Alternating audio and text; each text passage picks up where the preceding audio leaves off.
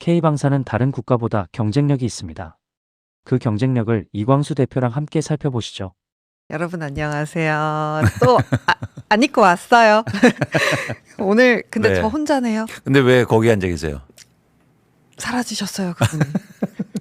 우리 박시동 대표는 어디 가셨습니까? 박시동 대표님이 어제 저희 톡방에다가 네. 하나의 캡처를 올리시고 몸져 누웠다라는 네. 소식이 전해졌습니다. 예, 뭡니까 그게? 톡 지금 네. 보여주실 수 있으신지 모르겠는데 이거 네. 박시동 대표님께서 직접 올려주셨어요. 버럭 이광수 선생님, 노안 박시동 선생님, 선녀 권다영 선생님이라고 해주셨는데 지금 박시동 평론가님께서 이광수 대표님께 형이라고 한 것이 네. 다들 이렇게 논란이 되어가지고 네. 굉장히 놀라셨다라는 그래도 몸져 누웠다는 네, 몸져 놓으셨다는 여러분 네. 절대 아닙니다. 예, 지쪽 보면 훨씬 어려 보인다. 그 말씀을 드리고요. 사실 저희가 어제 이제 공지를 드렸어야 되는데 네. 박시동 대표님이 금요일에 가끔 이렇게 자리를 비우시는 시간이 있을 거예요. 네. 좀 개인적으로 일도 좀 있으시고 그렇죠. 그동안 저희가 좀 갑작스럽게 시작한 측면이 있어서 정리를 다 못하고 와서 네. 여러분들이 양해를 좀 해주셨으면 좋겠습니다.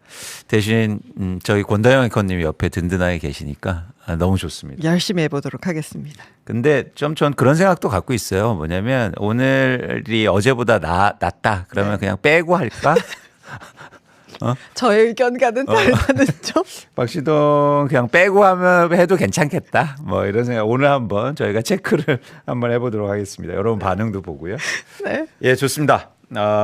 인사드렸고요. 네. 이제 오늘 주식시장 뉴스를 좀 들어보도록 할까요? 네, 바로 분위기 좀 훑어보도록 하겠습니다. 현재 12시 3분 기준으로 코스피 지수는 6,460선 지나가고 있습니다. 0.2%대 약보합권이고요. 오늘은 오랜만에 코스닥이 아웃퍼폼하고 있습니다. 더 좋다라는 뜻이죠. 1.9%대 강세 보이면서 1,197포인트 기록하고 있습니다. 환율 같은 경우는 오늘 1,483원으로 참 환율 레벨이 시원하게 떨어지지는 계속 않는다는 점 말씀을 드리죠. 바로 첫 번째 뉴스 출발해 보도록 하겠습니다. 정호의 머니뉴스입니다. 첫 번째는 장중 변동성이 계속되고 있습니다. 어제 같은 경우도 장중에 흔들림이 좀 있었죠. 오늘 같은 경우도 플러스 마이너스 권역을 왔다 갔다 하고 있는데 이거 왜 그런 건지 아니면 우리 개인 투자자들은 어떻게 대응해 보면 좋을지 함께 찾아보도록 하겠습니다. 두 번째 뉴스입니다. 우리 국민 투자자 여러분들의 수급 변화가 일어나고 있다라고 합니다. ETF를 주로 샀는데 개별주로 가시고 있다라고 하는데 이게 왜 그런 건지 어떤 현상인지 함께 짚어보시죠. 세 번째로는 다음 주 주요 일정을 볼 텐데요. 정말 많은 기업들의 실적이 발표될 예정이고요. 또 다음 주가 바쁜 게 미국의 FOMC라고 해서 미국의 금리 결정이 예정이 되어 있습니다. 유럽 중앙은행도 기준금리를 결정하게 되고요. 여러 가지로 지표들 나오는 거 제가 조금 더 체크해 드리도록 하겠습니다.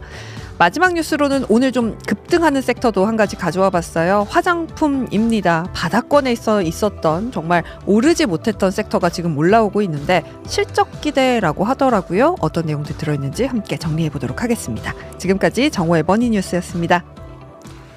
네, 머니뉴스를 전달해 주셨는데요. 일단 시장 전체 분위기에 관련된 뉴스가 네. 좀 비중이 있네요. 그렇죠. 지금 뭐 결론적으로는 어제도 코스피가 오르고 끝나긴 했어요. 근데 저희가 방송할 때만 해도 막 하락했었잖아요. 그런 것처럼 요즘 변동성이 계속해서 장중 내에서는 물론 전쟁 처음보다는 많이 줄어들었지만 방향성을 못 잡고 계속 가고 있어서 이거 어떻게 해야 되나 좀 걱정이 되더라고요. 그리고 제가 궁금한 건 사실 이럴 때 이렇게 답답한 거 보느니 그냥 팔고 말지라고 이제 투자자분들이 생각이 드실 것 같거든요. 거기서의 뭐라고 해야 될까요? 멘탈 관리를 잘 하시는 분들이 결국에는 승자가 될 것 같은데 뭘 봐야 할지 어떻게 견뎌야 할지 좀 궁금해하실 것 같아요. 일단 그 멘탈 관리 측면에서 저희가 한번 곰곰이 생각해 보자는 거죠. 네. 나의 왜 멘탈은 흔들리고 일까? 흔들릴까? 그러니까 일반적인 얘기를 한번 드려보는 거예요. 네. 물론 경우가 굉장히 다르겠지만 일반적으로 지금 대한민국 주식시장에서 투자를 하고 계신 분, 그러니까 주식을 갖고 계신 분들이 멘탈이 흔들리니까 주가가 흔들리겠죠. 네. 그런데 주식을 갖고 있는 사람들의 멘탈은 왜 흔들릴까요? 아주 흥미로운 지점인데 쉽게 말해서 수익이 낮거든요. 아, 이미 플러스야. 그렇죠. 빨간색으로 적혀 있어요. 근데 왜 흔들려요? 더 높은 수익을 봤으니까요. 맞아요.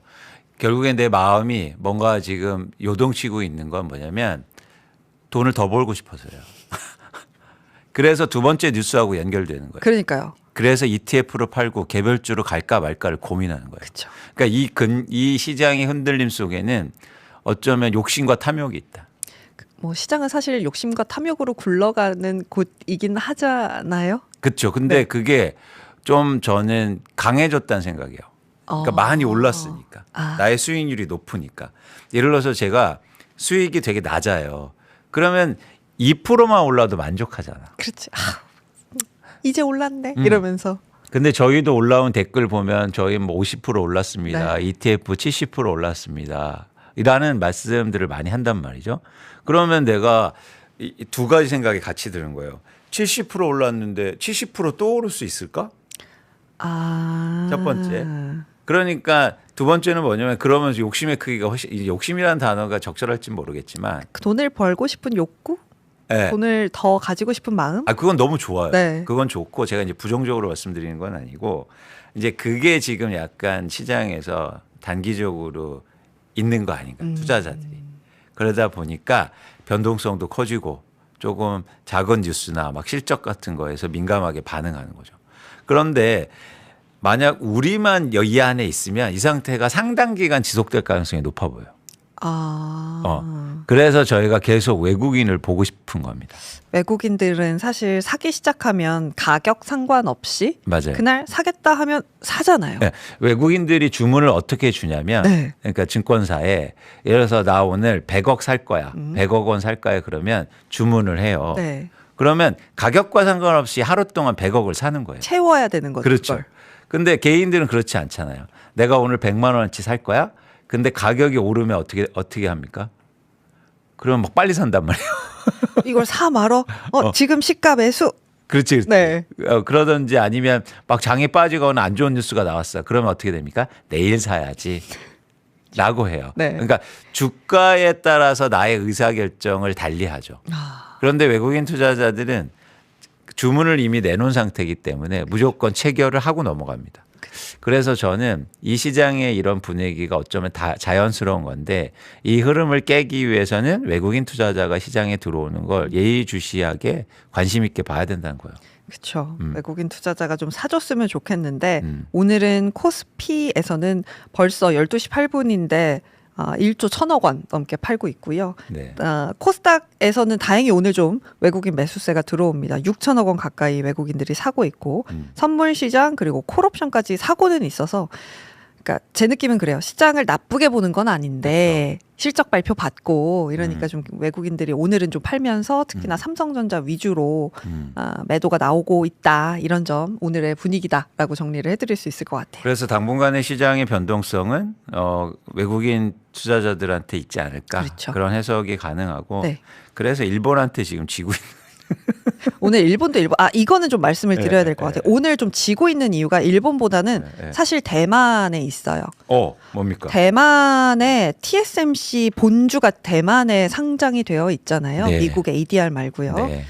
대만에 상장된 TSMC 주가가 지금 4%, 5% 오르면서 대만 가권 지수가 강세를 보여주고 있습니다. 왜냐? 대만 당국에서 주식형 펀드랑 액티브 ETF의 단일 종목 투자 한도 완화 방침을 발표했기 때문입니다. 네. 이게 무슨 뜻이냐면 원래 펀드나 ETF에는 한 종목이 들어갈 수 있는 그 비중이 정해져 있잖아요. 네. 이걸 좀 풀어주겠다는 거예요.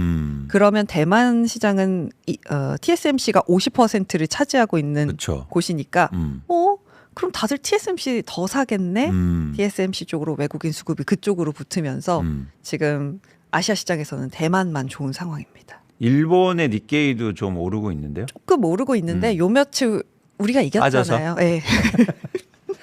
그런데 그래서 제가 어제 그런 말씀도 드린 거예요. 뭐냐면 이제 대만도 그런 노력 때문에 네. 일종의 매수라든가 시장의 변화가 일어나잖아요. 그런데 우리나라도 그게 이루어져야 된다. 그걸 시간 끌 이유가 없다는 거예요. 빨리빨리. 네, 그래 빨리빨리. 이게 네. 속도의 문제이기 때문에 그래서 저희가 그런 변화도 좀 빠르게 속도감 있게 했으면 좋겠다라는 말씀을 드립니다. 네. 또 어떤 뉴스를 두 살펴볼까요? 번째를 제가 여쭤보고 싶어서 사실 가져온 것도 있어요. 네. 요즘 그러니까 국민 투자자 여러분이 처음에는 ETF로 매수를 시작을 하셨어요. 네. 그래서 ETF 수익이 나기 시작한 거예요. ETF 수익이 났어? 분위기가 좋은데? 근데 개별주 한 개 한 개 보니까 ETF보다 수익을 더 빠르게 낼 수 있을 것 같아 라는 마음이 들기 시작하니까 ETF에서 개별주로 매수하기 시작했다라고 합니다. 근데 이게 상승장에서 원래 나타나는 현상 중에 하나라고 하더라고요. 맞아요. 근데 이게 맞는 선택인가요? 그러니까 그게 중요한데 결국 그 선택은 결과에 있겠죠 뭐. 이렇게 말씀하실 거예요? 그러니까 뭐냐면 나중에 수익이 높으면 맞았다는 거고 네. 수익이 안 좋으면 틀렸다는 건데 네. 그러니까 그 선택에 맞다 틀리다는 없다. 결국엔 뭐냐면 내가 잘할 수 있느냐의 문제예요. 그렇잖아요. 그렇죠. 그래서 예를 들어서 내가 자신 있게 지수 ETF를 팔고 여러분들 우리가 이제 그동안 함께 해왔던 지수 ETF가 많이 올랐다고 생각해서 팔고 내가 좋은 종목, 좋은 회사를 선택해서 기업을 선택해서 샀는데 주가가 오르면 좋은 거고 아니면 잘못한 거지 그 방법이 옳다 그러다는 없다는 거예요. 근데 우리는 항상 그 방법에 주목하는 거예요. 그렇죠. 그러니까 무슨 말씀을 드리냐면 요즘 그런데 그 방법이 좋은 거야? 네. 그럼 나도 해야겠네. 네. 그건 의미가 없는 얘기예요. 그렇죠. 무슨 얘기인지 아시겠죠? 그렇죠. 그러니까 우리가 학교 다닐 때 네. 공부를 하는데 네. 어떤 친구가 음악 들으면서 공부를 했는데 막 너무 잘해. 네. 그러면 어떤 이렇게 얘기하는 거야. 야, 음악 들으면서 공부하면 잘 되는 거네. 그래서 나도 음악 들으니까 어떻게 되는지 아십니까? 음악만 듣고 있어. 노래 부르면서 네. 방법의 문제가 아니고 뭐다? 결국엔 내가 나에 맞는가 그리고 난 그걸 잘할 수 있는가를 고민하셔야지. 그래서 여러분 그런 트렌드를 쫓아다니시면 투자는 그런 게 아니다. 그러니까 유행을 쫓아가시는 건 없어요. 그러니까 그게 핵심이에요. 진짜 이런 뉴스들이 많이 나와요. 많이 나와요. 그래서 그럼 나도 그래야겠나? 네. 그게 아니에요. 본인을 질문하시고 그리고 결국엔 내가 방법의 문제가 아니고 내가 뭘 선택하는가가 더 중요하다는 말씀을 꼭 드립니다.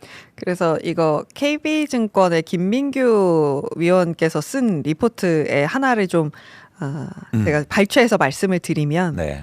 투자자가 이제 시장이 막 좋고 수익이 발생하면 객관적으로 봤을 때는 시장이 좋아서인데 심리적으로는 이 ETF를 이 펀드를 사기로 한 내 판단에 수익이 난 것 같다라고 해서 펀드보다 수익률이 좋은 개별 종목을 보고 있으면 이 ETF를 보유하는 것은 실력 미발휘처럼 느껴질 수 있고 이런 심리가 직접 투자로의 확산을 끌어낸다라고 표현을 하고 계십니다. 그렇죠. 이런 이제 시장의 분위기를 이제 해석하는 건데 전 크게 의미는 없다. 근데 이제 그런 지점은 우리가 이해하는 거예요. 뭐냐면 내가 ETF를 투자해서 수익이 높아요. 그러면은 이제는 내가 잘한 거지. 왜 잘못하면 남 탓이고 잘하면 내 탓이잖아. 그래서 나는 실력이 있다. 네. 그래서 이제는 나 그러면 도전해야겠다. ETF 말고 직접 투자. 개별 종목 사고 막 이래야겠다라는 이제는 생각을 하는데 네. 다시 말씀드리지만 냉철하게 한번 나에 대해서 고민하고 난 그런 종목을 잘 선택할 수 있느냐. 네. 하실 수는 있어요. 근데 그런 노력도 전 필요하다. 그렇죠. 근데 방법에만 주목할 필요는 없다. 그걸 먼저 대상을 선택한 다음에 하는 거지. 네. 그런 말씀을 드립니다. 네, 다음으로 바로 가볼까요? 이것도 좀 중요한 부분들이 있어서 네, 함께 네. 체크를 해보도록 하겠습니다. 다음 주 이제 일정들 우리가 챙겨야 되잖아요. 뭘 좀 보고 있어야 되나? 네. 함께 체크를 해보도록 하겠습니다. 일단은 경제 지표들 발표되는 것부터 뭘 봐야 되는지 말씀을 좀 드릴게요. 화요일 날부터 해서 수요일 해서 29일 미국 시간 기준입니다. 에는 미국 연준에서 기준금리를 결정을 하게 됩니다. 우리가 미국 금리 되게 자세하게 보잖아요. 그래서 한국 시간 기준으로는 30일 03시에 미국의 기준금리 결정을 우리가 볼 수 있게 되고요. 그리고 목요일 저녁이 되면 유럽 중앙은행이 기준금리를 결정하게 됩니다. 그리고 목요일 이제 밤에는 미국의 GDP 그리고 PC 물가지수라고 되어 있는데요. 이 PC라는 게 개인 소비 지출이라는 겁니다. 그래서 미국에 사는 사람들이 얼마나 돈을 썼는지 그리고 이 돈을 쓸 때 물가가 얼마나 올랐는지 뭐 이런 것들을 보여주는 지표라고 말씀드릴 수 있겠고요. 금요일에는 우리뿐만 아니라 한국, 중국, 홍콩, 대만, 프랑스, 독일 증시 휴장한다는 거 체크를 해드리도록 하겠습니다. 금리는 주식시장뿐만 아니라 뭐 경제나 금융시장에서 가장 중요한 기준이고요. 그렇죠. 그러니까 판단하는 기준이기 때문에 이제 관심 있게 보는 거고 저런 일정을 보면서 이제 두 가지를 말씀드리고 싶은 거예요. 뭐냐면 첫 번째는 우리가 어떤 미래를 예측하거나 전망할 때 자꾸 변하지 않는 것을 얘기하려고 그래요. 그리고 거기에 관심이 있어. 그러니까 아니 변하는 거에. 그래서 뭐가 이랬대 변해? 저랬대. 뭐가 변해? 그런데 우리가 더 관심을 가져야 될 건 변하지 않는 것들이요. 근데 저 일정은 변해요, 안 변해요? 안 변하지. 전날 발표하는 거잖아요. 네. 그래서 저런 일정에 더 관심을 가지셔야 돼요. 아, 저 때 저런 결정이 나는구나. 근데 우리는 변하는 거에 더 관심을 가지니까 저렇게 변하지 않는 거 다 짜여져 있는 것은 아예 뭐 큰 영향이 없겠지. 이렇게 생각한단 말이에요. 그래서 여러분들이 오히려 저런 증시 일정을 그냥 증권사라든지 아니면 경제방송에서 그냥 알려드리는 건 아니다. 네. 그래서 그런 시점이 왔을 때 어떻게 결정되고 변화가 어떤 상황이 이루어지는지는 잘 판단할 필요가 있다는 거고요. 두 번째는 뭐냐면 이제 금리가 어쨌든 결정하는데 네. 지금의 시장의 불확실성이 되게 크잖아요. 그렇죠. 그러니까 아마 금리 결정하는 사람들도 쉽게 결정을 못 할 거예요. 그래서 대부분이 동결. 지금 그렇죠. 네, 분위기가. 맞습니다. 어. 일본 같은 경우, 그러니까 코멘트를 좀 드리자면 일본도 지금 기준금리 결정을 하잖아요. 근데 일본은 올리고 싶어 합니다. 본인들의 경제 상황상 올리고 싶어 하는데 그 시점을 지금 못 잡고 있어요. 네. 유가가 오르고 뭐 이런 상황이라서 못 잡고 있는데 이거에 대해서 언제쯤 올릴 거라고 얘기할 건지가 포인트고요. 미국 같은 경우는 사실 원래는 현 의장인 파월 의장의 마지막 그 금리 결정이에요. 근데 그게 안 될 가능성이 지금 커지고 있어서 그런 부분들 좀 보시면 좋을 것 같고 유럽 같은 경우는 물가 때문에 엄청 고생한 경험이 있어서 여기도 올리고 싶어 해요. 네. 네, 근데 올리지 못하고 있는 상황인데 언제쯤 올릴 거야? 라고 그 시그널을 보내는지 그거를 좀 체크를 하는 게 각각의 포인트라고 말씀을 드릴 수 있겠습니다. 알겠습니다. 저희가 또 관심을 갖고 저 시점에 금리에 네. 대한 설명들을 같이 해보도록 하고요. 하나만 더 네. 빠르게 실적 발표 일정도 저희가 정리를 해왔어요. 이번 주도 진짜 많은 기업들이 실적을 발표합니다. 그래서 뭐 LG이노텍, SKC, ISC 뭐 이런 종목들이 있고요. 수요일이 진짜 많아요. 두산에너빌리티도 있고요. 현대건설도 있고요. 네. 그리고 에코프로 그룹주들이 있어서 2차 전지들 있고요. 목요일에는 삼성전자가 확정 실적이라는 걸 냅니다. 이날은 뭐냐면 삼성전자가 분야별로 이런 실적을 냈어요. 앞으로 이렇게 투자할 거예요. 저희 실적은 이런 거예요. 라를 발표하는 날이고요. 한화에어로스페이스, 네이버, LG에너지솔루션, 그리고 삼성중공업, GS건설도 실적 발표 다음 주입니다. 네. 좋습니다. 다음 주에 저희가 또 주요 회사들 실적이 어떻게 발표가 되는지 네. 관심 있게 보도록 할게요. 네. 마지막 뉴스가 재밌을 것 같은데요. 최근에 화장품 주가 많이 오르고 있다고 해요. 화장품주가 사실은 되게 고생을 많이 했어요. 맞아요. 중국 뭐 이것 네, 때문에. 그것도 그렇고 모두가 삼성전자, SK하이닉스를 사지 화장품주를 사지 않았던 거죠. 그러다 보니까 주가 차트가 다 이렇게 내려와 있는 상태였고요. 그리고 이 내려온 원인 중에 하나가 해외 성장 속도가 예전만치 못하다라는 거예요. 그랬다가 이제는 조금 돌아서는 것 같은데 이제는 수출이 좀 되는 것 같은데 그 성장세가 좀 나아지는 것 같은데 라고 하면서 지금 올라오고 있는 상황이고요. 그래서 오늘 중소형주 위주로 급등을 하고 있습니다. 상한가 들어간 종목도 꽤 많고요. 지금 두 자릿수의 상승이 나오고 있는데 그동안 너무 많이 못 올라서 이렇게 좀 오르는 부분들도 있습니다. 여기서 제가 조금만 더 설명을 드리자고 한다면 화장품 업체들이 뭘 봐야 돼 그러면은 뭐 수출 잘하는 거 봐야 돼? 뭐 이렇게 생각을 하실 수 네, 있을 것 같아요. 네. 오늘의 제철 음식 화장품 제가 조금만 소개를 해드리자면 화장품이 옛날에는 뭐 그 아모레퍼시픽, 그렇죠. LG 생활건강 네. 이었다면 네. 요즘 화장품을 사러 올리브영 같은 데 가잖아요. 네. 브랜드가 어마어마하게 많습니다. 맞아요.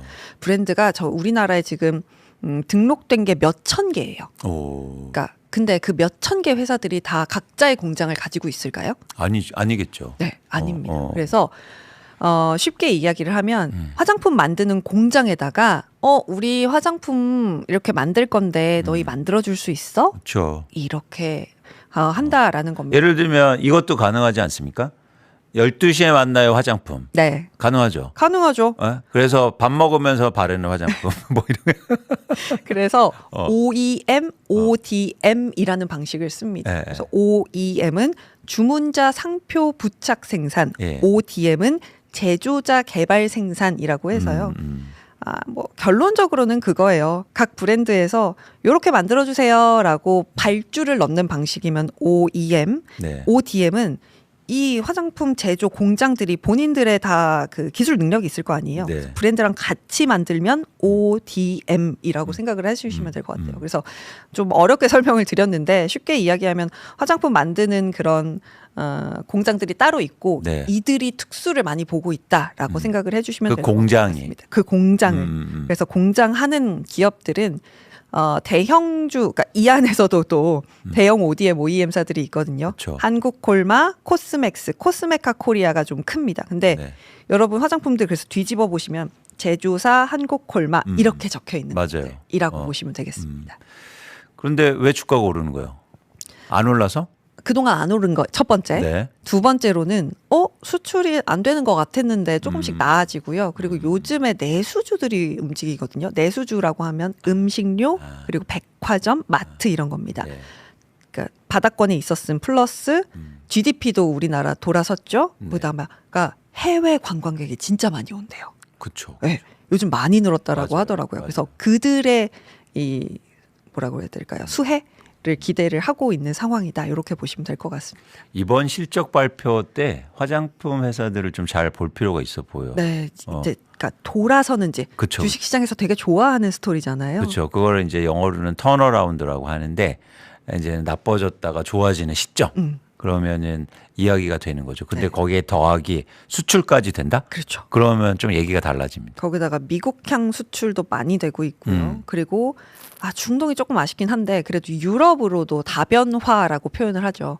수출 다변화를 지금 많이 시키고 있다라는 점을 말씀을 드릴 수 있겠습니다. 근데 바닥권에서 올라오고 있고 또 종목들이 막 정말 말 그대로 튀는 경우들이 생겨요. 그래서 네. 그런 종목들은 좀 조심해서 보시기를 바라겠습니다. 알겠습니다. 우리 권다영 앵커님 정오의 머니뉴스를 정리해 주셨고요. 네. 시장의 전반적인 상황 그리고 화장품주 간단하게 설명해 주셨는데 네. 저희가 좀 시간을 갖고 화장품에 대해서 같이 얘기해보는 시간을 또 갖도록 하겠습니다. 또 화장품에 대해서 우리 박시동 대표가 약간 전문가예요. 화장품 좋아하세요? 네. 이거는 저랑 겨뤄야 돼요. 저 화장품 진짜 좋아하거든요. 그래요? 한번 겨뤄보기로 어. 다음 주에 모시고. 박시동 대표님 네. 최근에 영화도 출연했어요. 영화 배우예요? 영화 배우요. 영화 그것도 다음 주에 제가 사실을 알려드리겠습니다. 좋습니다. 여기까지 이제 말씀드렸고요. 네. 다음 계속 계실 거죠? 저 안 가고 기다릴게요. 저희 다음 코너 준비되어 있으니까. 알겠습니다. 네. 여러분 12시에 만나요 계속 이어가는데요. 두 번째 시간에는 저희 K방산에 대한 얘기를 좀 나눠볼까 합니다. 제가 볼 때 이분하고 제가 옆에 앉아서 밥을 한번 먹었거든요. 네. 진짜 전문가. 찐. 네, 찐. 그래서 여러분한테 소개시켜드리고 한국의 방산 회사들 제가 진짜 드리고 싶은 질문이 있었어요. 그 질문을 여러분과 같이 한번 드려보고 답을 찾아보도록 하겠습니다. 조금만 기다려주세요.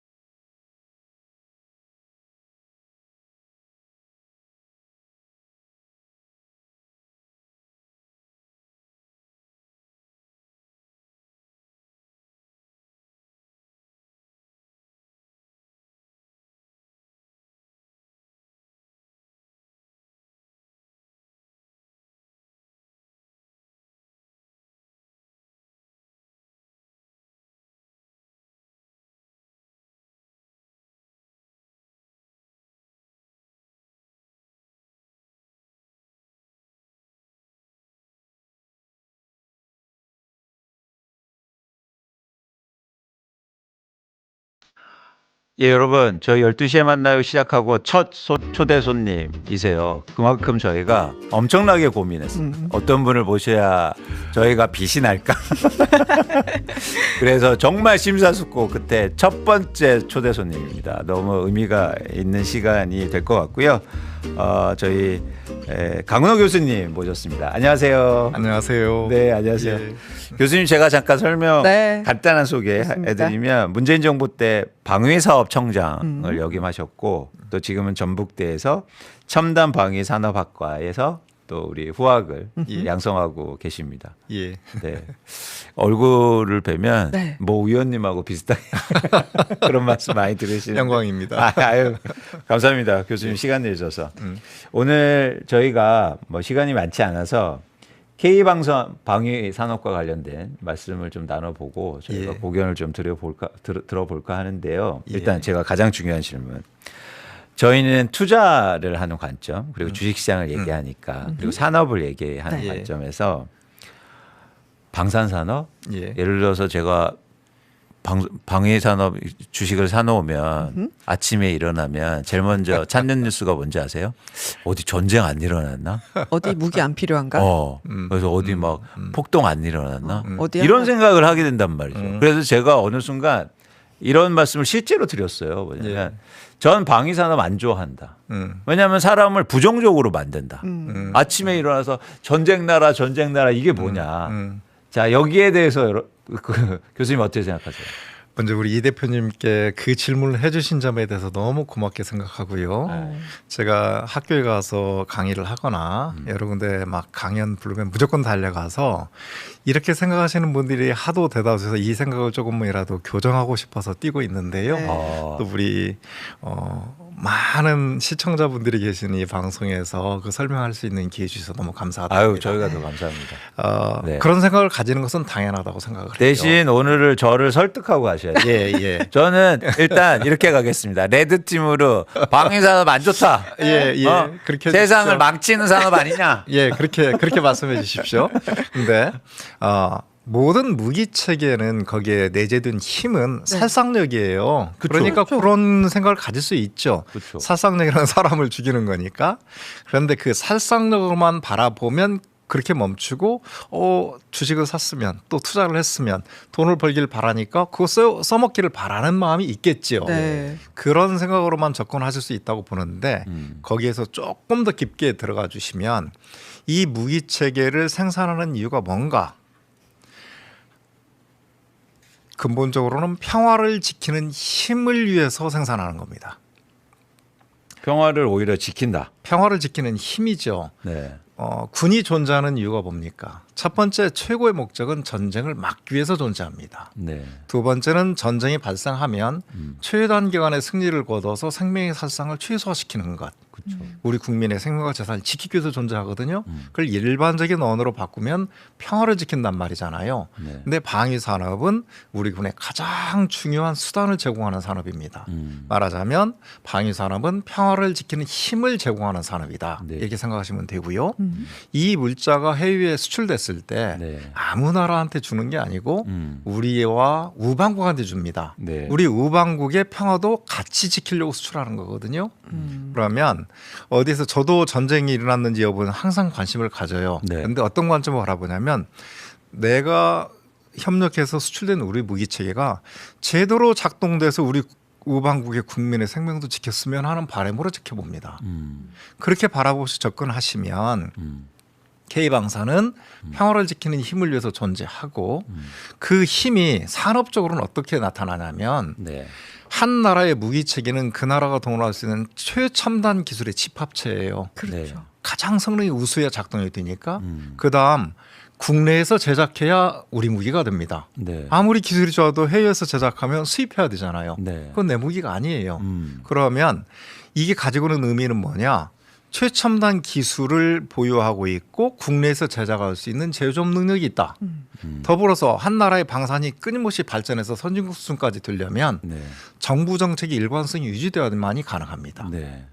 한 3, 4년간은 지상무기 체계, 3, 4년간은 공중무기 체계, 3, 4년간은 맨 미사일만 투자하면 방위 산업은 3, 4년이 아니라 10년, 15년 집중적으로 기술을 개발하고 투자해야만이 육성될 수 있는 산업인데 그렇죠. K방산처럼 이렇게 전 세계가 각광받는 산업으로 유지되려면 정부 정책이 일관성이 유지됐다는 뜻이거든요. 그 얘기는 외국의 입장에서 바라보면 네. 한국 방위 산업은 정부가 일관성을 유지하겠다. 정부의 신뢰성도 의미합니다.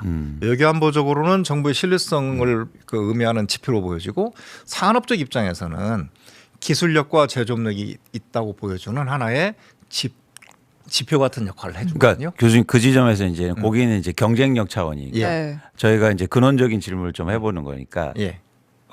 평화를 지키는 도구다 좋습니다. 예. 그런데 저는 어떤 생각이 또 드냐면 약간 바닷물 같은 느낌이 드는 거예요. 그러니까 이건 먹을수록 목마른? 그러니까 근데- 여기 어떻게 네. 생각하세요? 저는 그 어. 딱 이 얘기를 들으면서 뭐가 생각났냐면 위아더 월드 모두 행복하면 좋겠죠. 좋죠. 근데 현실적으로 봤을 때 우리가 그럴 수 있을까요? 우리가 평화롭게 지내자라고 했는데 글로벌 시장에서 글로벌 전 세계적인 상황에서 누가 그걸 모두가 지킬까요? 라는 생각이 저는 들었고 그런 의미에서 아유. 우리나라 방산 업체들이 뭐야 제가 혼자 있는 우리 거예요 지금? 우리 앵커님 너무 고맙습니다. 저기 그 인류 역사에서 네. 앵커님 한번 찾아보십시오. 네, 네. 전쟁이 없었던 날이 인류가 역사를 창조한 이후에 국가를 형성한 이후에 하루라도 있었겠는가? 끊임없이 다툼은 있습니다. 네. 그 이유는 사람이 악해서뿐만이 아닐 수 있고 문화가 다르고 생존 방식이 다르고 환경이 다를 때 어느 곳에서는 부유하고 어느 곳은 약한데 내가 힘이 있으면 내 가족과 같이 있는 국가 공동체 사람을 먹여 살리기 위해서 침범하는 일이 생길 수 있죠. 네. 그런데 스스로 지킬 힘이 없으면 어떤 위아더 월드라고 하는 아주 도덕적인 그 높은 감정과 생각을 가지고 있어도 그걸 지킬 방법이 없는 거예요. 그래서 힘을 가지려고 노력하는 거거든요. 그러니까 말하자면 소프트 파워적인 영향력 아주 중요하죠. K컬처, K팝 뭐 이런 것들이. 그런데 그걸 지킬 힘이 없으면 이거는 언제든지 화상처럼 무너져 버릴 수 있습니다. 우리나라가 일반 물자에 대한 산업이 아주 발달하고 무역을 통해서 많은 돈을 벌어도 그것이 스스로 지킬 능력이 없으면 네. 언제든지 그거는 무너질 수도 있다. 그거를 지키는 힘으로써 어떤 하드 파워로서 K방산이 존재하거든요. 그게 결합이 됐을 때 진정한 의미의 국력이 된다. 이런 그러니까 생각입니다. 그 지점에서 이런 네. 거죠. 이제 교수님도 말씀하셨듯이 인류에서 전쟁은 계속 있었다. 예. 그러면 무기가 개발될수록 전쟁은 줄었습니까? 무기가 많이 생겨서 전쟁이 늘어났는지 전쟁이 생기기 때문에 무기가 발달됐는지 네. 모르나 네. 적어도 국방력을 갖추고 있는 나라가 함부로 침범당하지는 않았습니다. 그 지점이 되게 중요한 것 같은데 그게 중요하죠. 국방력이 높을수록 함부로 침범당하지 않는다. 예. 어, 그 다음에 예. K방산을 일으키면서 철학을 가질 것이 절대적으로 좀 강의도 하면서 학생들한테 주입시키는 것이 네. 평화 지킴이 산업이다. 전쟁을 일으키기 위해서 우리가 무기체를 개발하는 것이 아니고 적이 함부로 침범하면 그 적이 괴물될 수 있다는 것을 보여주는 힘, 그것이 억지력이라고 하거든요. 네. 우리가 억지력의 수단으로서 K방산을 일으키고 발전시키고 우방국과 협력하는 것이지 우리가 침범하려고 하는 것은 아니다. 그게 이제 철학 또는 정체성으로서 많은 사람들이 공감하게 하려고 뛰고 있고 적어도 K방산에 있는 분들은 많이 생각을 하고 있어요. 우리나라 방산 업체들이 지금 이름을 바꿨잖아요. 예. LIG 그룹이 예, 예. 그랬죠. LIG 그룹이 LIG 넥스원이었는데 LIG 디펜스 앤 에어로스페이스입니다. 예. 어택이 아니고 디펜스. 앤 에어로스페이스. 에어로스페이스고. 예. 디펜스 그냥 자기네들이 지은 거 아니에요? 그건 아니요. 그러니까 근데 기업의 이름을 어. 그냥 짓진 않잖아요. 본인의 그럼요. 철학을 넣는 거니까. 음. 한화 에어로스페이스도 비슷한 느낌으로 아마 그런 철학을 담기 위해서 이런 이름을 당연하죠. 붙였다라는 생각이 예. 저는 들더라고요. 모르겠어요. 다른 나라 대통령을 함부로 비판하면 안 되지만 미국이 DOD, 디파트먼트 오브 디펜스에서 갑자기 디파트먼트 워로 바꾸니까 저런 짓을 하는데 네. 적어도 우리 민족이 갖고 있는 우리나라가 갖고 있는 적어도 감성이나 생각이나 우리 군의 모든 사람들의 생각도 디펜스입니다. 지키는 힘, 평화를 지키는 힘으로 존재하고 있고 네. 그것이 다른 나라로부터 인정받고 있는 거거든요. 그리고 비상시에도 언제든지 작동할 수 있는 기술력과 제조업 능력, 그 운영 능력 이걸 보여주기 때문에 많은 관심을 받고 있는 것이죠. 알겠습니다. 제가 한 35% 넘어. 부족한데 좀 더. 그럼 좀 자, 이제 좀 더 네. 가볼까요? 예. 일단 오늘은 이제 산업 얘기를 좀 하고 싶은 거니까 예. 그걸 통해서 다시 가보자고요. 예. 그러니까 교수님 뭐냐면 이제 대한민국의 방위 산업에 대해서 글로벌하게 관심도 많고, 예. 뭐 주식 시장에서는 뭐 이미 네. 예, 그런데 경쟁력이 진짜 있는 겁니까? 당연히 경쟁력이 있으니까 많은 관심을 갖죠. 경쟁력이 많은 분들이 요소로 얘기하는 것이 일단은 가격 경쟁력을 얘기하더라고요. 1번은 분명히 가격 경쟁력이 있습니다. 가격 경쟁력이 있고 또 많은 분들이 신속한 납기, 즉 그러니까 스칭제 딜리버리가 무지하게 짧게 간다. 네. 다른 나라 같은 경우 유럽의 주요 방산국들하고 계약을 맺으면 예를 들어서 3년 내에 납기한다고 하면 3년 이후에 뭐 5 내지 7년 후에도 올동말동한데 한국은 3년 그런 2년 반 만에 바로바로. 하더라. 네. 그런 측면의 능력이 우리한테 있고요. 그다음 더 중요한 것은 일단은 정부 대 정부 간의 신뢰도 우리가 얻게 그 일관되게 잘 해와요. 그다음에 끊임없이 기술 투자를 해서 기술력 확보를 위한 투자를 우리나라는 끊임없이 딱 유일한 예외가 윤석열 정부 때 R&D 카르텔이라는 이름하에 기술력 신기술 개발하는 능력을 약간 이렇게 뒤처지게 만든 부분이 있는데 네. 그 이후에 이재명 정부 들어서면서 신기술에 대한 투자를 많이 하고 있고 마지막 더 중요한 핵심적인 요소는 우리 군이 끊임없이 운용하고 사용하고 실전에서 검증된 무기 체계다. 그러니까 먼저 써본다. 우리 군이 끊임없이 쓰고 있잖아요. 훈련하고 있고. 그렇죠, 네. 그렇죠. 그러니까 남북 대치 상황이 가져둔 어떤 의미에서는 좀 웃픈 현실인데 K방산에는 그게 끊임없이 발전하고 운용 능력을 보여주는 기반이 되고 있다. 네. 이 말씀을 드리고요. 그것이 이번에 뭐 유해에서 천궁. 지난번 천궁 투가 능력을 발휘하는 게 예측하지 못하는 시간에 갑자기 상황이 발생했을 때 즉각 대응할 수 있는 능력을 보여줬잖아요. 예. 우리 군은 항상 그 대비를 하고 있고 뭐 끊임없이 훈련해 왔어요. 그 무기체를 활용해서. 그러니까 이 땅이 평화 지켜지고 있는 거거든요. 교수님 개인적으로 제가 그 한복판에 있었습니다. 제가 전차 조정수였어요. 그러면 이제 이 대표님은 이제 이렇게 말씀 나왔으면 이제 35% 85%까지 제가 이제 군생활 엄청 고생했습니다.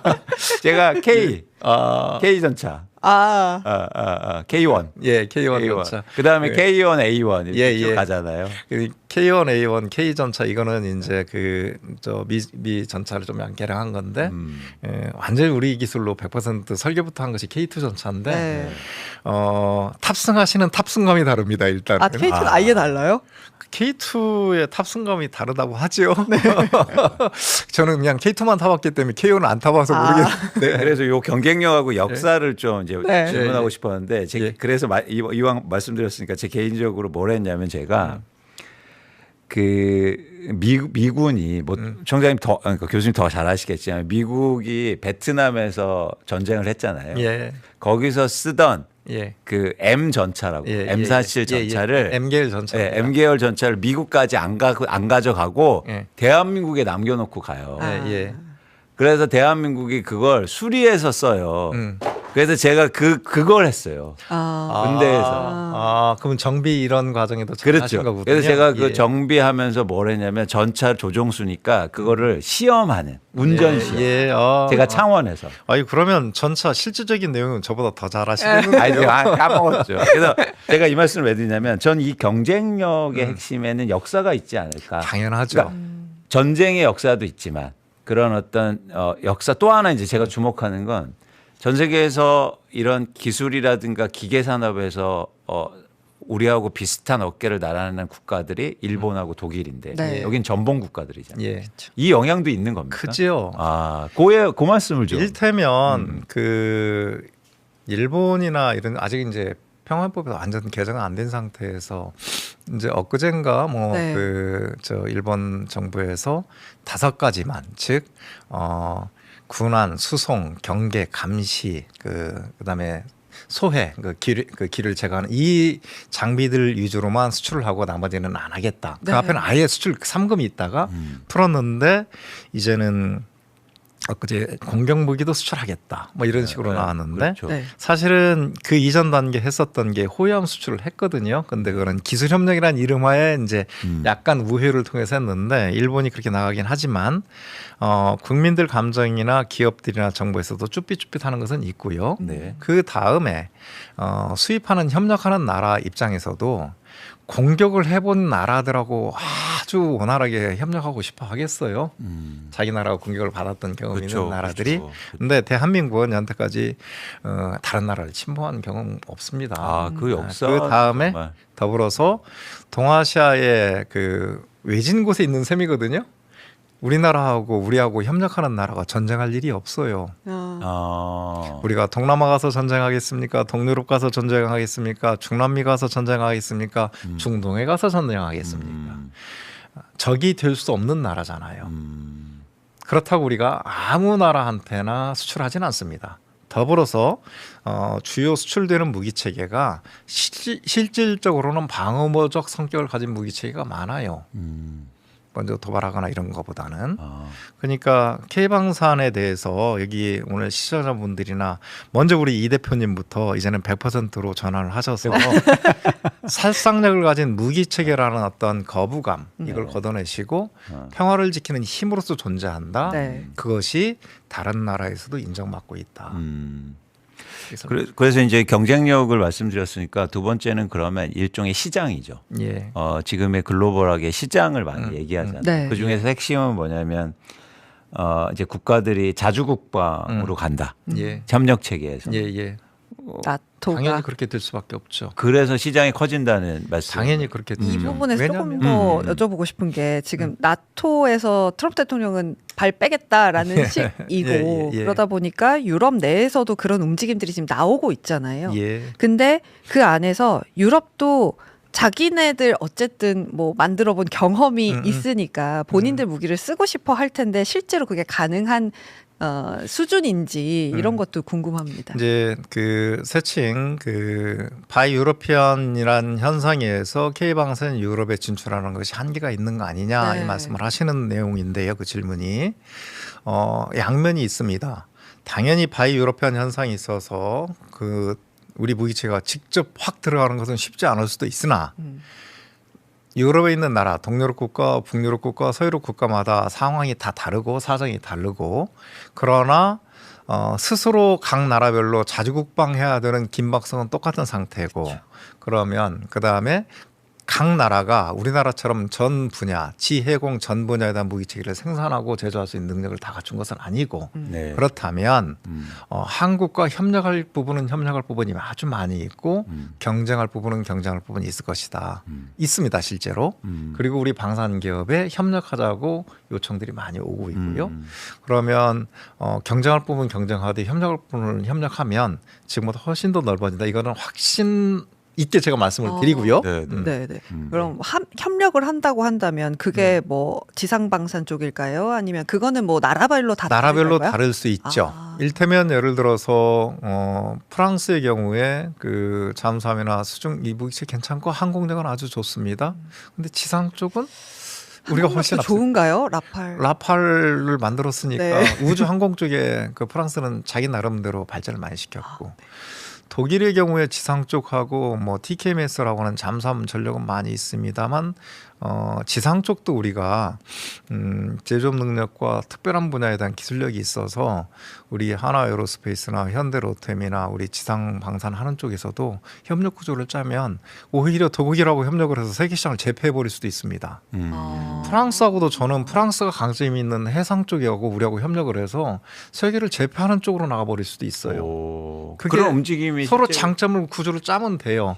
우리 움직임이 기업들이 있네. 아주 지혜롭고 스마트하기 때문에 네.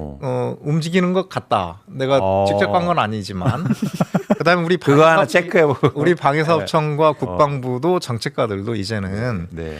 방위사업청 2006년도 만든 이후에 네. 전략적인 측면에서 큰 흐름을 거버링하는 국방부, 실제 현장에서 움직이는 방위사업청, 최근에 방위사업청장은 방위사업청을 실제 가장 먼저 만든 주도했던 분이거든요.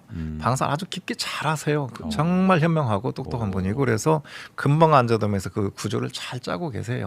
그래서 K방산 확신 있게 그 역할을 할 거고 이 땅의 평화도 지킬 거고 우방국의 평화도 지킬 거다. 이 말씀. 한 가지만 마지막으로 여쭤보고 예. 싶은 게 그럼 중동도 지금 천궁의 이 요격률이 굉장히 높았다라고 해서 관심이 예. 되게 높잖아요. 예. 중동 지역에서 나올 수 있는 발주의 규모는 어느 정도 될까요? 지금 논의되고 있는 내용을 제가 이 자리에서 바로 밝힐 수는 없고 네. 지해공 전체가 다 논의되고 있는 걸로 알고 있습니다. 근데 중동의 국가들은 워낙 또 필요성도 많이 느끼고 그쪽은 이제 각 나라별로 그 UAE는 UAE대로 기술력을 확보하면서 일으키려고 하고 사우디는 사우디대로 실제 그 현지 시설을 넓히면서 자국 방산을 일으키려고 하고 네. 왜냐하면 국내에 자국 방산이 없을 경우에 자국 국민들이 얼마나 비참해지는지를 최근 전쟁을 통해서 다 봤고 동맹이나 우방국이라 하더라도 스스로 지키는 일정한 힘이 없으면 도움을 안 주더라.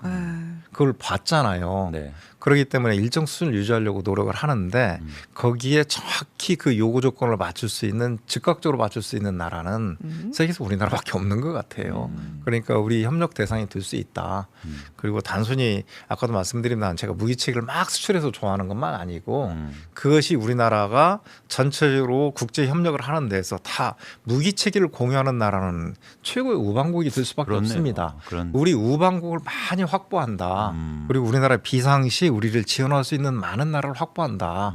이 생각으로 접근하시면 돼요. 진짜 좋은 예. 그런 접근이네요. 예, 예를 들어서 예. 중동의 국가들의 무기 체제를 우리가 수출한 다음에 네. 협력 관계를 갖고 예. 안정적으로 원유 수입이라든가 예. 천연가스 수입을 하면 너무 좋잖아요. 그러면서 또 산업협력도 같이 들어가거든요. 그러면 아까 말씀드린 대로 최첨단 기술력과 제조업 능력을 보여주는 것은 우리 산업능력을 보여주는 거기 때문에 네. 다른 산업협력을 확대하는 효과도 같이 있다.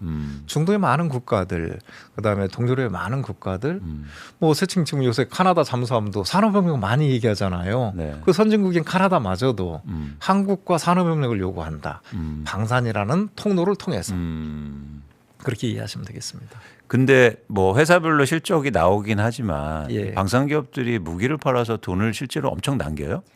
실제로 실적이 좋아진 지는 한 3년쯤 예. 됐고요. 네. 계속 좋아질 거라고 하고 있고 특히나 요즘 주식시장에서 관심을 가지는 건 이 수출 부분입니다. 네. 왜냐하면 제가 알기로는 국내에서는 소위 말하는 마진을 어느 정도 붙이는 게 한계가 있잖아요. 근데 해외에서는 이게 협상력이 좀 있다라고 예. 저는 알고 있거든요. 그럴 수밖에 없는 것이 네. 국내는 우리 예산으로 도입을 하기 때문에 또 우리 방산 기업들도 우리 방해사업청도 잘 관리하고 있지만 방산 기업들도 국내에서 하면서 그러니까 만나본 모든 CEO들도 사업 보국이라는 생각을 많이 갖고 있습니다. 네. 내가 방산을 통해서 국내에서 예산으로 투입된 돈 많이 벌겠다 이 생각은 강하진 않아요. 말씀드린 대로 이 땅의 평화를 지키기 위해서 내가 안보 산업으로 참여한다는 의식이 강하게 있다. 근데 해외 수출하고 협력하는 것은 그거는 협상에 따라 달라질 수 있잖아요. 그 기본 개념도 우리가 평화를 지키는 힘을 나눠 가지는 거지만 다른 나라부터 우리가 이윤 많이 받는다고 뭐라고 할 필요 없잖아요. 네, 많이 맞을수록 좋은 거죠. 네, 아니, 좋은 그러면서 거죠. 그 나라도 자기 나라 잘 지키면 되니까. 그렇죠. 근데 우리가 갖고 있는 그 뭐랄까 말씀드린 K방산이 갖고 있는 저력과 밑바탕 힘이 좋으니까 협력을 원하거든. 네. 그리고 단기간에 닥칠 수 있는 위험을 극복하고 막아줄 수 있는 나라는 우리나라밖에 네. 우리나라 최고의 대안이 되니까 협력해 나가니까 네. 그 협상심에서 늘어나는데 아까 우리 권은권님께서 말씀하신 대로 한 2, 3년, 3년 전부터 늘어난 것이 방산 수출이 문재인 정부 때 확 대폭 증가하기 시작해서 유지돼 왔어요. 그것이 실제 영업이익으로 나타나려면 2, 3년 지나야 맞아요. 2, 3년 지나야 돈이 들어오잖아요. 네. 근데 우리 방산 기업들의 영업이익이 2, 3년 전부터 그러니까 21년, 22년 대폭 늘어난 것이 23, 3년, 4년부터 이제 영업이익으로 확 나타나요. 본격적으로 나오는 거고. 거기에 그냥 순수하게 주식으로만 다가가면 그냥 한 세 가지 보거든요. 네. 새로운 기술을 끊임없이 개발하고 있는지 여부. 네. 두 번째, 영업이익이 지금 발생하고 있는지 여부. 세 번째, 계속 앞으로도 수주가 가능한지 여부. 영업이익을 장기적으로 보장하는 것, 기술력을 통해서 네. 계속 발전 가능성을 보장하는 것. 네. 지금 현재 이 세 가지를 다 갖췄는데 주가가 떨어지면 그 이상한 거 아닌가요? 그러면 우리 K방산이 갖추고 있다. 아니 근데 약간 이제 다른 질문일 수도 있는데 왜 우리가 예를 들어서 대통령이 뭐 어디 가서 예. 외국 가서 뭐 방산 수출 계약하고 있잖아요. 예. 실제로 그러니까 그 계약의 관계 있잖아요. 미리 예를 들어서 기업이 뭐 계약을 하고 수주를 하는 겁니까? 아니면 정부가 해서 이렇게 주는 겁니까? 두 가지 측면이 있는데 첫 번째는 당연히 계약자는 기업이죠. 어. 그런데 예. 방산 분야의 현장에서 플레이어는 세 개로 구성된다고 봐요. 예. 첫 번째 기술력이 있을 걸 그러니까 연구개발자가 있고요. 예. 그거를 그 기업이 실질적으로 기술을 이어받고 또 자기 기술을 가지고 현장에서 국내에서 제조할 것 네. 항상 기업이고 네. 세 번째는 무기를 정부한테 그 수출을 하지 단체나 무슨 뭐 개개인한테 안 하잖아요. 그러니까 소비자가 정부다. 정부죠. 네. 그러면 네. 정부 대 정부의 미팅이 있을 수밖에 없잖아요. 네. 그래서 새 플레이어 중에 정부 역할도 상당히 결정적이고 중요하다. 아니 근데 진짜 이제, 중요할 예, 것 같은데요. 문재인 정부 때 수출이 늘어난 이유 그때 정부가 뛰었기 때문입니다. 청장님이 잘해서 아니 저거 그냥 안 되고 문재인 정부 때 문재인 대통령과 어. 안보실이 정말 현명하게 컨트롤 타워 역할을 해주셨고요. 네. 또 이 정부 들어서도 이제 대통령님이 한 나라의 무기 체계가 다른 나라에 수주가 되려면 적어도 조 단위 단위가 계약이 이루어지는데 네. 그 나라의 정상에 관심이 없겠습니까? 자기 나라 국민들의 목숨을 지키는 일인데 그렇죠. 그런데 정상 대 정상 간의 신뢰 관계는 결정적인 요소로 작용합니다. 그리고 정부 대 정부의 신뢰 관계도 결정적인 요소로 작용해요. 우리 기업은 기반적으로 정말 잘해요. 네. 거기에 정부가 신뢰 관계를 구축해 줘서 마지막 활용정전 점을 찍어주는 역할을 하거든요. 근데 특히나 이제 이번에 뭐 이재명 대통령께서도 인도 가셔서 이번에 K9 그 인도형 바지라 K9 자주포 그 인도 네. 생산형인데 네. 뭐 200문 추가 계약 뭐 이런 말이 나오는 이유가 네. 저 소식에 나오는 이유가 모디 총리와 그 이재명 대통령에서 뭔가 이렇게 새칭 케미가 맞았다는 얘기잖아요. 그렇죠. 그 신뢰 관계가 없으면 질문하고 또 질문할 수 있습니다. 기업은 그걸 계속 해명해야 되고 3, 4년 걸리고 그 사이에 수주를 놓칠 수도 있죠. 그게 정부 대 정부 간의 신뢰 관계, 특히나 정점에 있는 정상의 신뢰 관계 정말 중요하다. 그럼 정부가 좋을수록 저는 예. 협상력이나 외교력이 좋을수록 수주도 그럼요. 증가하겠네. 당연하죠. 그러면 이게 선순환이라고 갑자기 생각이 예, 예. 드는데 네. 이런 거죠. 정부는 그런 측면에서 팔아줘. 아주 쉽게만 얘기할게요. 예, 예. 팔아줘. 그러면 기업은 비싸게 팔아서 이것도 그냥 예, 돈을 벌어요. 예. 대신 우리 군한테 싸게 줘.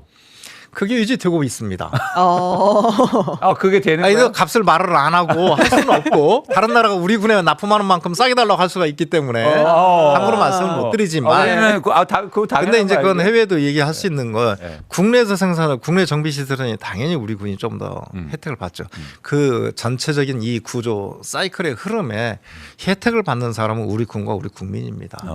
그리고 그 힘이 강해질수록 그냥 쉽게 말씀드릴게요. 이렇게 해서 K방산 힘이 세지면 네. 세칭 남북 대치 상황 때문에 발생할 수 있는 한반도 리스크 이 부분도 다른 나라가 북한도 함부로 침범하지 못하는 나라가 되잖아요. 네. 전쟁 위험 요소가 떨어진다. 그럼 회의 투자자 입장에서도 믿고 투자할 수 있는 나라가 되지 않습니까? 이게 전반적인 흐름에서 선순환 구조가 되고 아까 말씀드린 소프트 파워 우리 문화 역량 그 힘도 지켜주는 걸로 작용해서 같이 결합이 됐을 때 진정한 국력 소프트 파워하고 하드 파워가 결합이 돼야지 하드 파워만 있으면 깡패고 소프트 파워만 있으면 바보가 될 수 있고 그런데 결합이 됐을 때 국격 있는 국력이잖아요. 그렇죠. 그러면 만화 주인공 되는 거죠. 공부도 잘하는데 싸움도 잘해. 네. 근데 싸움을 함부로 걸지 않고 공격하면 방어하고 공격하면 방어하고 절대 먼저 때리지는 예, 않습니다. 여기다 뭐 문신 그리고 샤프 이런 것은 아니고 예. 아니 그래서 이제는 쭉 말씀하셨는데 이런 얘기도 좀 있어요. 뭐냐면 이제 미래 방산으로 가는 거 아니냐. 그럼요. 근데 이렇게 자주포 쏘고 이건 이제 자, 끝나는 거 아니냐. 자, 그래서 그- 대한민국에서 예. 그런 미래 방산에서는 조금 터질 수 있는 거? 어떻게 그 생각하세요? 부분 말씀을 드리는 게 제가 이재명 정부한테 방산을 오래 한 사람으로서 고맙다고 하는 게 아까 뭐 지난 정부 자꾸 비판할 필요는 없습니다만 국방 연구개발 예산 R&D 예산을 R&D 카리터리라는 뭐 척탑한다는 이름을 확 깎아버렸는데 네. 우리나라 정부가 출범한 이후에 R&D 예산 자체를 순감시킨 유일한 정부 윤석열 정부예요. 네. 그런데 이재명 정부 들어서는 그 깎인 거에다 보태고 더 보태 올려줘 버렸거든요. 그건 뭐냐면 미래를 대변한 신기술에 투자하고 있고 특히나 거의 모든 무기체계는 이제 피지컬 AI가 접목이 돼야 돼요. 그렇죠. 피지컬 AI 관련해서 엄청나게 투자를 하고 있고 네. 그다음에 신기술 관련 또 안규백 장관께서도 선언하셨잖아요. 50만 드론 전사. 단순히 50만 드론 전사에서 드론을 많이 많이 도입하겠다뿐만 아니라 거기에 맞게 모든 시스템과 그걸 바꾸겠다는 거고 어젠가는 장관께서 직접 교육할 때 1인 1독서 뭐 이런 거 강조하시더라고요. 음. 지능형 강문을 만들기 위해서 준비하고 있다. 음. 거기에 방위사업청도 투자하는 신기술의 흐름들이 네. 10대 방산기술 선정해서 투자하고 있거든요. 네. 그래서 음. 그 부분에 절대 뒤처지지 않을 거다. 거기에 우리 방산기업들이 남는 영업이익의 상당 부분을 신기술에 투자하고 있습니다. 오. 그래서 미래가 보장된다. 저 믿고 말씀드리는 겁니다. 아.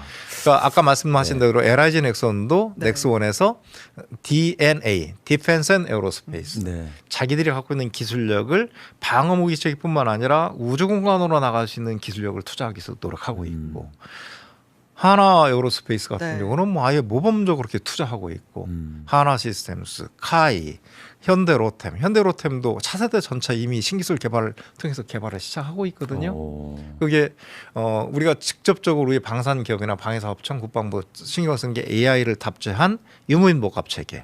그 신기술의 흐름에 절대 뒤처지지 않을 거다. 제가 진짜 놀랐던 경험인데 이제 전차 조종수였으니까 그때 처음으로 뭐가 나왔냐면요. 네. K 전차에 음. 포가 네. 적을 이렇게 지정하잖아요. 네. 그럼 따라가 적이 움직이면 포가 자동으로 따라가. 움직여. 어. 전에는 어떻게 했냐면 돌려야 돼. 막 돌려. 그래서 저 그걸 깜짝 놀란 거예요. 근데 그게 언제 나오냐면 저 제대할 때쯤 나와요. 아, 예, 이제 고생을 하셨네. 막 우리 열심히 저희는 막 돌리시네. 포 날르고 막. 이게 이제 자동화된 사통 장치라고 하는데 네. 우리 거의 모든 무기 체계가 이제 최첨단 IT 기술을 그대로 채택을 해서 네. 전자화시키고 있고 이제 거의 모든 무기 체계에 AI가 탑재되고 피지컬 AI로 발전돼서 네. 로봇군 로봇 병사로 변해 갈 겁니다. 아. 그분 신속하게 따라가고 또 주도도 할 거다. 아, 예, 좋습니다. 말씀드립니다. 월요일 날 어디 출장 가신다면서요?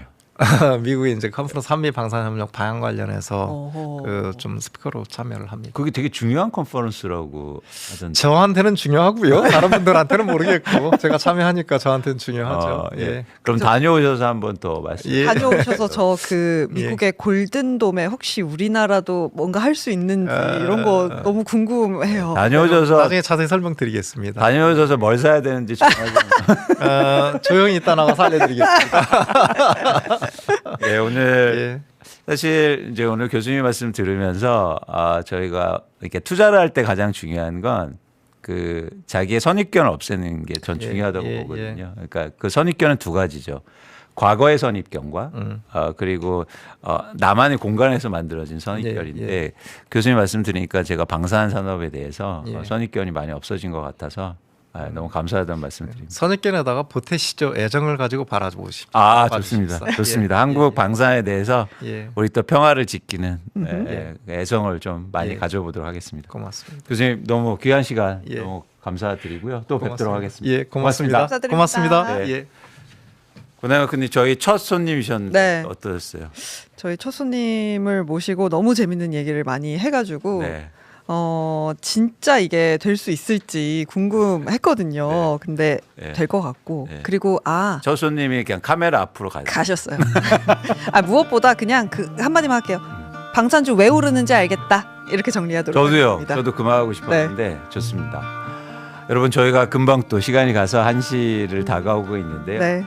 마무리를 하도록 하겠습니다. 오늘 또 금요일이고 주식시장이 좀 변동폭도 크고 이러지만 여러분들이 저희가 오랫동안 투자하는 거기 때문에 단기로 너무 흔들리지 않으셨으면 좋겠다는 말씀을 드립니다. 오늘은 사실은 편지통에 편지가 있는데 편지 대신 여러분들하고 나누고 싶은 얘기가 하나 있습니다. 1분기 경제성장률을 발표했는데요. 1.7%로 5년 6개월 만에 최고치를 기록했다고 합니다. 코스피 지수도 역대 최고 상황이에요. 지수죠. 좋죠. 좋습니다. 그런데 저는 의문이 좀 있어요. 진짜 좋은 걸까? 왜 이런 의문을 갖냐면 우리 서민의 삶은 그만큼 더 좋아지고 있을까? 그리고 주식시장이 이렇게 좋은데 혹시 부자만 더 부자가 되고 있는 게 아닌가? 그런 의문을 좀 가지게 됩니다. 그래서 저희 12시에 만나요에서는요. 이런 숫자보다도 직접 우리의 삶은 얼마만큼 변할 수 있는지 그리고 소수보다 함께하는 투자를 주목하고자 합니다. 저희는 그게 진짜 경제, 진짜 투자라고 생각하고요. 그런 노력을 여러분과 같이 계속 해보도록 하겠습니다.